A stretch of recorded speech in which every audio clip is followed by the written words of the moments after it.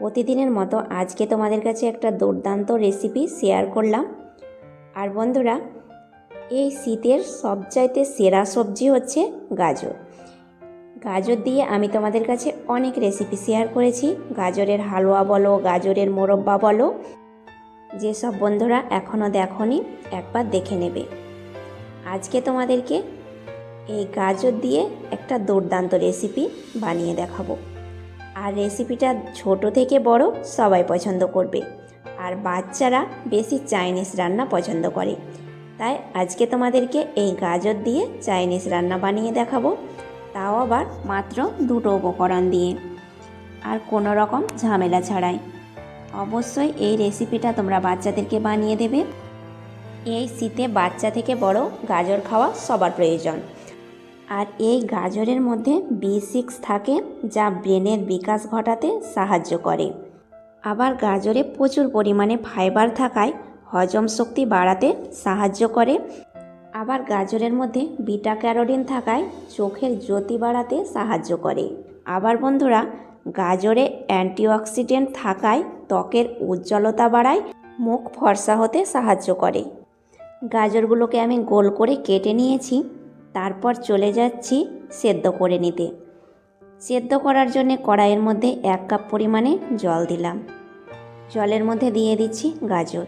এখানে আমি 250 গ্রাম পরিমাণে গাজর নিয়েছি। এবার বন্ধুরা, গাজরটাকে ভালোভাবে সেদ্ধ হওয়া পর্যন্ত অপেক্ষা করব ঢাকা চাপা দিয়ে। আধা ঘন্টা পর ফিরে আসছি। আধা ঘন্টা পর ঢাকনা খুলে এবার একটু খুন্তি দিয়ে চেক করে নেব পুরোপুরিভাবে সেদ্ধ হয়েছে কিনা। আর বন্ধুরা, গাজরটাকে ভালোভাবে সেদ্ধ করে নেবে। তোমরা চাইলে প্রেসার কুকারের মধ্যেও সেদ্ধ করে নিতে পারো, যেহেতু গাজরটা একটু হার্ড, সেদ্ধ হতে একটু সময় লাগে। গাজরটা পুরোপুরি সেদ্ধ হয়ে গেছে। এবার আমি একটা থালার মধ্যে তুলে নিচ্ছি। পুরোপুরি ঠান্ডা হওয়া পর্যন্ত অপেক্ষা করব। গাজরটা বেশ ঠান্ডা হয়ে গেছে। এবার আমি গাজরগুলোকে একদম পেস্ট করে নিচ্ছি। হাত দিয়েও এই কাজটা করে নিতে পারো। আর বন্ধুরা, এই ভিডিওটা আশা করছি তোমাদের সবার ভালো লাগবে। ভালো লেগে থাকলে লাইক, কমেন্ট, শেয়ার করবে। চ্যানেলটাকে সাবস্ক্রাইব করে সাথেই থাকবে। আর বন্ধুরা, এই রেসিপিটা তোমরা অবশ্যই একবার হলেও বাড়িতে বানাবে। আর আমাকে কমেন্টে কিন্তু লিখতে ভুলবে না তোমাদের রেসিপিটা কেমন হয়েছে। ভালোভাবে গাজরটাকে একদম আমি মসৃণভাবে মেখে নিয়েছি। আর এর মধ্যে কোনো রকম গোটা ভাব নেই। এবার আমি দিয়ে দিচ্ছি 1/4 চা চামচ গোলমরিচের গুঁড়ো আর স্বাদ মতো লবণ। আর এখানে নিয়েছি 1 কাপ পরিমাণে রোল ময়দার আটা। এবার অল্প অল্প করে আটা দেব আর ডোটা মাখাতে থাকবো। একসঙ্গে আটাটা দেব না, অল্প অল্প করে দেব আর মাখাবো।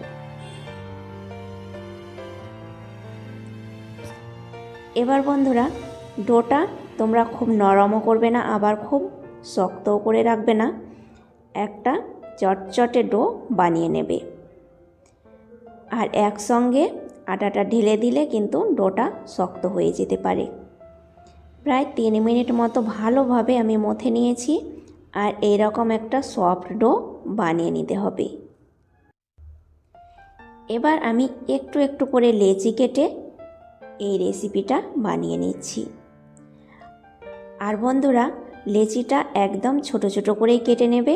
তারপর 2 হাত দিয়ে প্রথমে গোল করে আঙুল দিয়ে এটাকে রিংয়ের মতো বানিয়ে নেবে। দেখতেই পাচ্ছ, রিংগুলো বানানো খুবই সহজ। তোমরা একবার দেখলে খুব সহজে বানিয়ে নিতে পারবে। আবার তোমরা অন্য ডিজাইন করেও বানিয়ে নিতে পারো। এটাকে রিংয়ের মতো এটাকে ফুটো না করে তোমরা শুধু আঙুল দিয়ে চেপে নিতে পারো এইভাবে। এই রেসিপিটা বানানো খুবই সহজ। তোমরা 1 থেকে 2 বার দেখলেই খুব সহজে বানিয়ে নিতে পারবে আর ঝটপট বানিয়ে নেওয়া যায়। আর বন্ধুরা, রিংগুলো বানানোর সময় হাতে একটু লেগে আসছিল, তাই আমি কিছুটা হাতের মধ্যে ময়দা দিয়ে রিংগুলো বানিয়ে নিচ্ছি। এইভাবে বানিয়ে নিলে তোমরা ঝটপট বানিয়ে নিতে পারবে। রিংগুলো আমার রেডি হয়ে গেছে। এবার চলে যাচ্ছি ভাপিয়ে নিতে। এবার রিংগুলো ভাপানোর জন্য কড়াইয়ের মধ্যে আমি আগে থেকে জল বসিয়ে দিয়েছিলাম। আর জলটাকে এরকম বলক ওঠা পর্যন্ত অপেক্ষা করতে হবে। যখন জলটার মধ্যে ভালোভাবে বলক উঠে যাবে সেই সময় একে একে আমি রিংগুলো জলের মধ্যে ছেড়ে দিচ্ছি। আর আঁচটাকে এই সময় আমি মাঝারিতে রেখেই ভালোভাবে দুটো বলক উঠে আসা পর্যন্ত অপেক্ষা করব। আর বন্ধুরা আলতোভাবে একটু নাড়াচাড়া করে দিতে হবে। আর জলের মধ্যে রিংটা দেওয়ার পরে একটু শক্ত হয়ে যাবে, চিন্তার কোনো কারণ নেই যে এটা ভেঙে যেতে পারে। খুব সুন্দরভাবে দুটো বলক উঠে গেছে। এবার আমি রিংগুলোকে ছেঁকে নেব। দেখো বন্ধুরা কতটা সুন্দর হয়েছে, আর রিংয়ের কালারটাও একদম খুব সুন্দর এসেছে। এবার আমি একটা ছাঁকনির মধ্যে ছেঁকে নিচ্ছি। রিংয়ের মধ্যে যেন কোনো রকম জল না থাকে, তাই ছাঁকনির মধ্যে ছেঁকে জলটাকে ভালোভাবে ছড়িয়ে নেবে। সম্পূর্ণ রিংগুলোকে আমি জল থেকে তুলে নিলাম। এবার জলটাকে ঝরাতে দেব। এরই মাঝে একটা চুলোর মধ্যে কড়াই বসিয়েছি আর 1 কাপ মতো জল নিয়েছি। জলের মধ্যে দিয়ে দিচ্ছি 1 চামচ পরিমাণে কর্নফ্লাওয়ার। কর্নফ্লাওয়ারটাকে জলের মধ্যে ভালোভাবে ঘুলে নেব। আর আমি 1 কাপ জলে 1 চামচ কর্নফ্লাওয়ার দিয়েছি। জলটা তোমরা একটু বাড়িয়ে নিলে কর্নফ্লাওয়ারটা একটু বাড়িয়ে দেবে। এবার জলটা আমি কড়াইয়ের মধ্যে ঢেলে অনবরত নাড়াচাড়া করব। আস্তে আস্তে জলটা একদম ঘন হয়ে যাবে। আর দেখো বন্ধুরা জলটা ঘন হতে শুরু করেছে। আর আঁচটাকে এই সময় আমি একদম মাঝারিতে রেখে জাল করে নিচ্ছি। জলটা যখন ঘন হয়ে যাবে সেই সময় আমি দিয়ে দিচ্ছি 3 চামচ পরিমাণে চিনি। মিষ্টিটা তোমরা কম বেশি করে নিতে পারো। চিনিটাকে দেওয়ার পরে একটু নাড়াচাড়া করার পরে অনেকটাই জলটা একটু পাতলা হয়ে যাবে, কিন্তু আবারও কিছুক্ষণ জাল করলেই জলটা ঘন হয়ে যাবে। কিছুক্ষণ জাল করে নেওয়ার পরে দেখো একদম কর্নফ্লাওয়ারটা ঘন হয়ে গেছে। এবার আমি দিয়ে দিচ্ছি 1 চামচ পরিমাণে সয়া সস। যেহেতু চাইনিজ রান্না বানাচ্ছি তাই সয়া সস, টমেটো সস এখানে অবশ্যই অ্যাড করতে হবে। 1 চামচ পরিমাণে সয়া সস দিয়ে দিলাম আর 3 চামচ পরিমাণে দিয়ে দিচ্ছি টমেটো সস। এবার ভালোভাবে নাড়াচাড়া করে টমেটো সসটাকে মিশিয়ে নিচ্ছি। আর বন্ধুরা এই রকম যখন ঘন হয়ে যাবে সসটা দেওয়ার পরে সেই সময় আমি অ্যাড করে দেব রিংগুলো। আর দেখো বন্ধুরা কালারটাও খুব সুন্দর চলে এসেছে সসের মধ্যে। আর রিংগুলো দেওয়ার সঙ্গে সঙ্গে আঁচটাকে একদম আমি বাড়িয়ে দিয়েছি।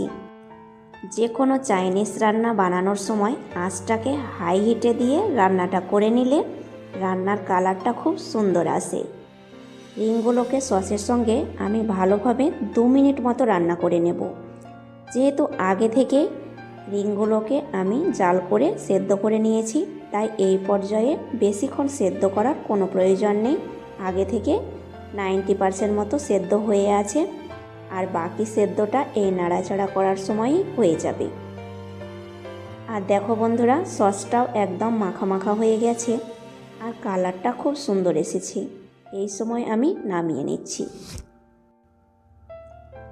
একটা প্লেটের মধ্যে পরিবেশন করছি। আর বন্ধুরা এইভাবে তোমরা গাজরের রেসিপিটা বানিয়ে বাচ্চাদেরকে দেবে, তারা খুশি খুশি মনে আঙুল চেটে পুটে খাবে। আর বন্ধুরা এটা বানানো খুবই সহজ, খেতে দুর্দান্ত মজার। এই মজার রেসিপিটা কেউ মিস করবে না, একদিনও বাড়িতে বানিয়ে খাবে। আজ এই পর্যন্তই, ধন্যবাদ।